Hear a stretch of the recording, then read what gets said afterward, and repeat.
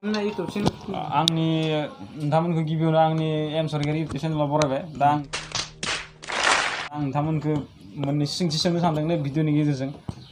दा सोंथिनि फिननायखौ नोंथांमोना होबानो जाबाय गिबियावनो आंनि एम सरकारि इउटुब चेनेलाव नोंथांखौ बरायबाय बरायनाय थाबाय दा नोङो मैया हराव मा मैगंजों ओंखाम जानाय आङो आलु भाजादों ओंखाम जादों आलु भाजा दा मैया हरनि सानाव मा मैगंजों जानाय मैया हरनि सानाव नादो ना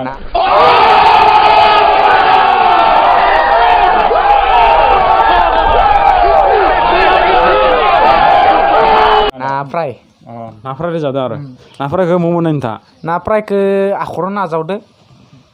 आखरा सोरायमोन जानिनो आखरखौ बेसेबां मायथाइयाव जावनायमोन आखरखौ 2005आवनो जावदोंमोन नंगौ मैया साननि फुङाव मा मैगं जानाय नोंथाङा साननि फुङाव साननि फुङाव बावबाय दाख्लैनि हराव मा मैगं जानाय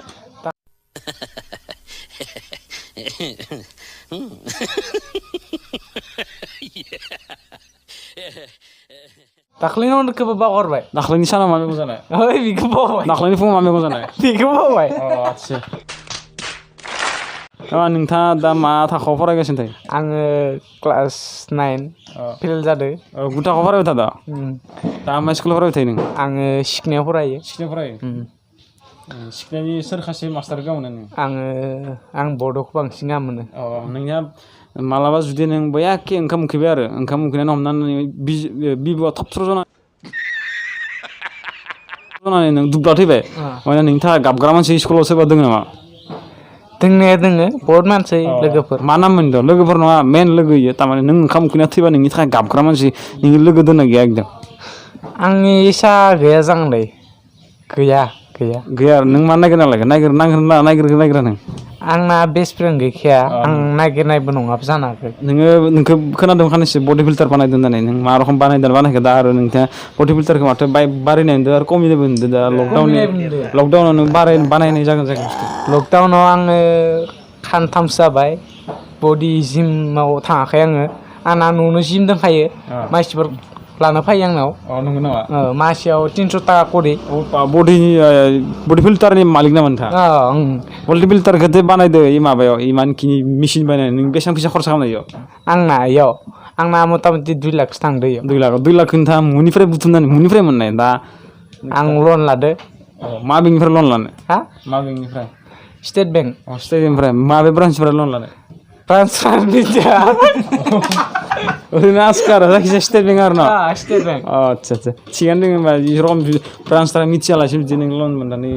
रखम बडि फिल्टारनि माबा बानायनो हादों थिगानो दङ दा होनबा नोङो बडि फिल्टारखौ खानसेयाव खै खेबसे खिथियो आङो फुङाव स्कुल गैयैफोरखौ खिथियो ओमफ्राय स्कुल थानायफोरखौ बेलासि खिथियो नंगौ नामा ओरैनो दा सानसे साबैसे स्टुडेन्ट दङ नोंनि आन्दाराव आंनियाव 20 जनसो दङ ओरैनो नोंथाङा आरो बडि फिल्टार माथो माबाफोर मावबावो नामा बिजनेसफोर माबाफोर पार्ट टाइम बिजनेसफोर मावबावो नामा आंना बिजनेसफोर गैला ओमफ्राय आङो इउटुबार खालामनो सानदों इउटुबनि ब्लकार जागोन नामा ब्लकार इसा जानानै मा खालामनो हायो इसा रखम ओरैनो इसा रखम जानानै नों जुदि मालाबा केस जाबा नों मा खालामगोन केस जानाय नङा जानाया इसा रखम खालामबा मा जायो इसा रखम खालामबा फेमास जायो फैसा मोनो इसासो नङा खामायनाय थि आदसा थिगानो दङ इसा बेनिफ्राय दा नोङो न'आवनो थायोना न'आवनो थायो आंना दाथ' ओरैनो नोंसिनि स्कुला लकडाउननि बन्द' जाबाय लकडाउन बन्द' ओरैनो खै सानसेसो बन्द' दङ बन्द'आथ' जाबाय 2 माहफोरसो जाबाय नंगौ ओरैनोथ' आङो दावदै बडिखौथ' बोरमा मेन्दानि दावदै जाबा अखार होननाय खोनादों दा नोङो बोरमा मेन्दानि दावदैखौ मोनगोन ना मोनाखै आं मोनथ'नाय जायाखै बोरमा मेन्दानि दावदैखौ नंगौ जुदि नोंथांमोना मोनोबा बिनो 2-3 लाबना फैबानो जाबाय जाबाय बेखिनि नोंनि आंनि सोंनायखिनि फिननाय होनायनि थाखाय नोंथांनिसिम रोजा रोजा साबायखर ओमफ्राय दा खासे दंबावो लोगो बेखौ सोंजागोन ना बे आं दोन थाबाय बडि बिल्डाराव नंगौ बडि बिल्डाराव मेनेजार नोंथाङा मा नाम खोन्थादो खबाम बुथुरगिरि मा गामि नोंथाङा आङो दा बर्तमान गलबेरा उत्तर नंगौ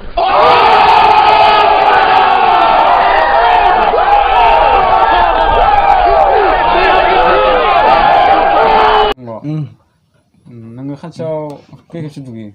बुरा बुरि खोबा खोबा दुगैयो ओमफ्राय नोंहा मबाइल दोंना गैया गैयालै दुखुनि बाथ्रा दुगैनो बाथ्रा